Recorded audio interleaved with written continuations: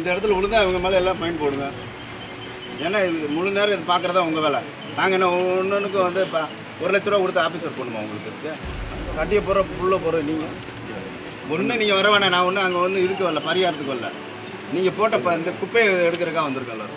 திருநெல்வேலி மாவட்டம் பாபநாசம் தாமிரபரணி ஆற்றில் பரிகாரம் என்ற பெயரில் துணி கழிவுகளை போட்டால் கடும் நடவடிக்கை எடுக்கப்படும் என மாவட்ட ஆட்சியர் சுகுமார் எச்சரிக்கை விடுத்துள்ளார்.